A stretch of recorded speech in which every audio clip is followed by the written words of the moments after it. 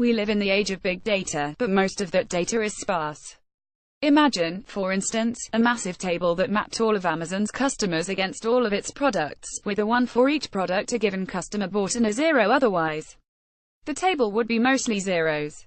With sparse data, analytic algorithms end up doing a lot of addition and multiplication by zero, which is wasted computation. Programmers get around this by writing custom code to avoid zero entries, but that code is complex, and it generally applies only to a narrow range of problems.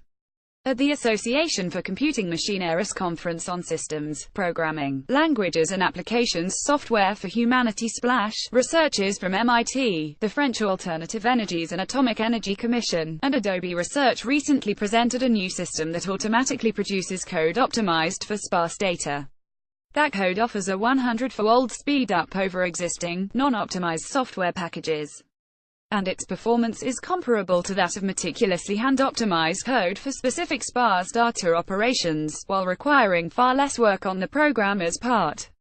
The system is called TACO, for Tensor Algebra Compiler. In computer science parlance, a data structure like the Amazon table is called a matrix, and a tensor is just a higher-dimensional analog of a matrix.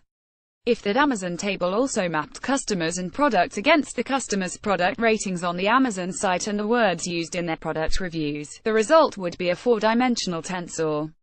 Sparse representations have been there for more than 60 years, says Simon Amarasinghe, an MIT professor of electrical engineering and computer science EECS and senior author on the new paper. But nobody knew how to generate code for them automatically. People figured out a few very specific operations: sparse matrix vector multiply, sparse matrix vector multiply plus a vector, sparse matrix matrix multiply, sparse matrix matrix matrix multiply. The biggest contribution we make is the ability to generate code for any tensor algebra expression when the matrices are sparse. Joining Amarasinghe on the paper are first author Frederick Kjellstad, an MIT graduate student in EECS Stephen Chu, also a graduate student in EECS David Legato of the French Alternative Energies and Atomic Energy Commission, and Shoaib Kamal of Adobe Research. Custom kernels. In recent years, the mathematical manipulation of tensor algebra has become crucial to not only big data analysis but machine learning, too. And it's been a staple of scientific research since Einstein's time. Traditionally, to handle tensor algebra, mathematics software has decomposed tensor operations into the constituent parts.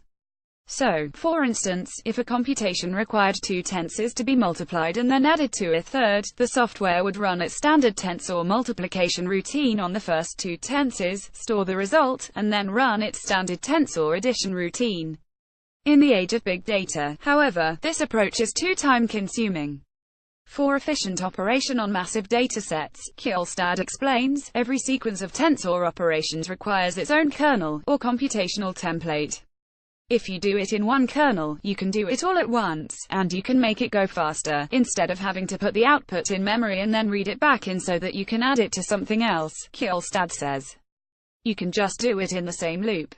Computer science researchers have developed kernels for some of the tensor operations most common in machine learning and big data analytics, such as those enumerated by Amarasinghe. But the number of possible kernels is infinite. The kernel for adding together 3 tensors, for instance, is different from the kernel for adding together 4, and the kernel for adding 3 3-dimensional tensors is different from the kernel for adding 3 4-dimensional tensors. Many tensor operations involve multiplying an entry from one tensor with one from another. If either entry is 0, so is their product, and programs for manipulating large, sparse matrices can waste a huge amount of time adding and multiplying zeros. Hand-optimized code for sparse tensors identifies zero entries and streamlines operations involving them either carrying forward the non-zero entries in additions or omitting multiplications entirely. This makes tensor manipulations much faster, but it requires the programmer to do a lot more work. The code for multiplying 2 matrices, a simple type of tensor, with only 2 dimensions, like a table might, for instance, take 12 lines if the matrix is full, meaning that none of the entries can be omitted. But if the matrix is sparse, the same operation can require 100 lines of code or more, to track omissions and elisions. Enter TACO. TACO adds all that extra code automatically. The programmer simply specifies the size of a tensor, whether it's full or sparse, and the location of the file from which it should import its values. For any given operation on two tensors, Taco builds a hierarchical map that indicates, first, which paired entries from both tensors are non-zero, and, then, which entries from each tensor are paired with zeros. All pairs of zeros it simply discards. Taco also uses an efficient indexing scheme to store only the non-zero values of sparse tensors, with zero entries included. A publicly released tensor from Amazon, which maps customer ID numbers against purchases and descriptive terms culled from reviews, takes up 107 exabytes of data, or roughly 10 times the estimated storage capacity of all of Google's servers. But using the Taco compression scheme, it takes up only 13 gigabytes, small enough to fit on a smartphone. Story source materials provided by Massachusetts Institute of Technology. Original written by Larry Hardesty. Note: content may be edited for style and length.